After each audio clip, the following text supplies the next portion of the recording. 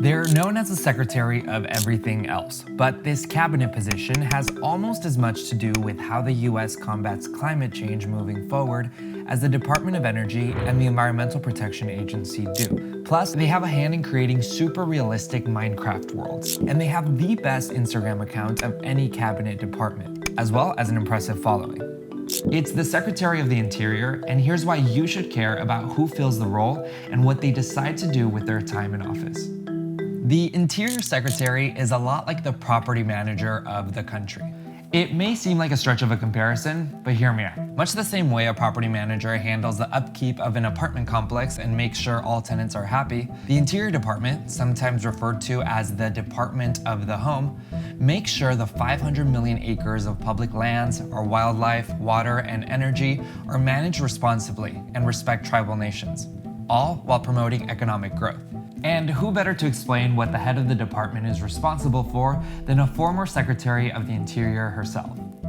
Sally Jewell, the former CEO of outdoor retailer REI, served as President Barack Obama's Interior Secretary from 2013 to 2017. Secretary of the Interior, in my view, needs to wake up every day saying, how do I steward these lands, not just for now, but for the benefit of future generations? It is about listening to a bunch of voices, and it's balancing the economic needs of today with the long-term environmental consequences of those decisions and trying to strike the right balance. If it weren't for the Interior Department, we probably wouldn't have a lot of things, including our first national park, Yellowstone, which was designated in 1872. We now have 422 park sites. We also wouldn't have water if you live out west, where the department sells water to 31 million people. Next, good maps. The US Geological Survey is responsible for providing the most up-to-date maps of the country, which a lot of consumer products rely on. For example, developers use USGS data to create hyper-realistic Minecraft worlds, like these Ossipee Mountains in New Hampshire. Also, Christmas trees. The Bureau of Land Management oversees 65 million acres of land, some of it used to harvest Christmas trees, firewood, and other wood products. Coastal restoration. The Interior Department has granted access to restoration projects across 303 miles of the US coast in recent years. 1.8 million jobs. The department's work in energy development, grazing, timber sales, and staffing public lands helps generate about $296 billion every year. And finally, tribal relations. It's the Interior's job to provide services to federally recognized Native tribes in the form of contracts, grants, or through gaming compacts. Above all, it's about making sure Indigenous communities have a voice in policies that affect them. Upholding trust and treaty obligations to American Indians, Alaska Natives, and Native Hawaiians. Those first two groups, American Indians and Alaska Natives, there are over 570 federally recognized tribes at this point in time. The department's work has also come with some controversy. In 2018, a district court challenged Secretary Ryan Zinke's decision to expand offshore drilling, which would have opened up 90% of the national outer continental shelf for oil and gas drilling. For context, prior to that, 94% of the outer continental shelf was off limits. Ken Salazar, an Obama secretary, came under fire for leasing millions of acres for oil and gas drilling shortly after the BP Deepwater Horizon oil spill, the biggest in US waters in history. And then there's the Keystone Pipeline extension, which, if it goes through, would increase crude oil transportation from Canada to the Gulf Coast of Texas.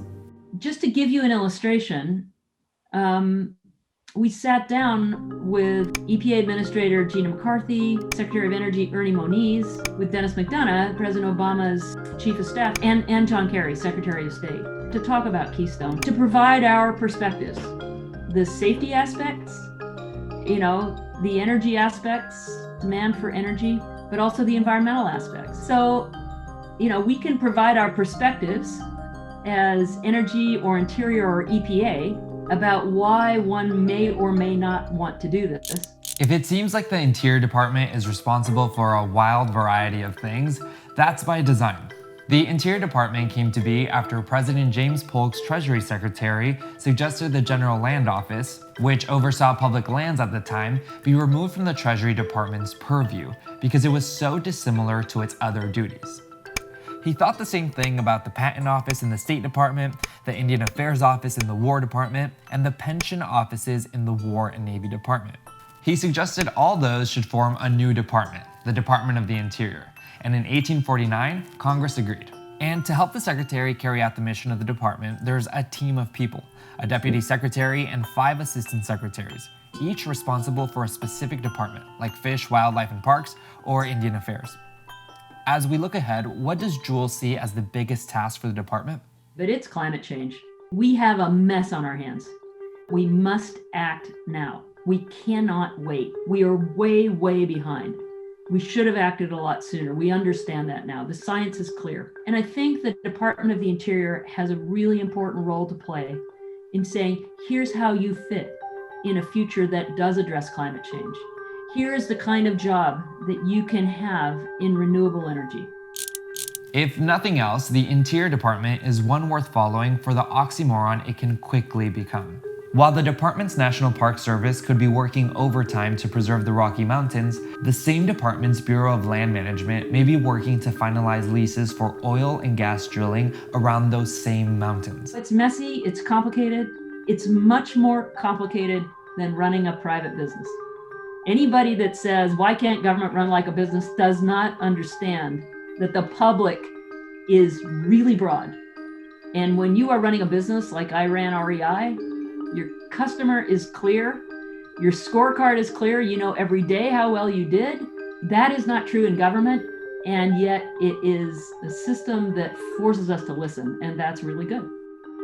Hi everyone, Fernando Hurtado here. Thank you for checking out the NBCLX YouTube channel. For more videos, click here. And be sure to click the subscribe button right here and join the NBCLX community.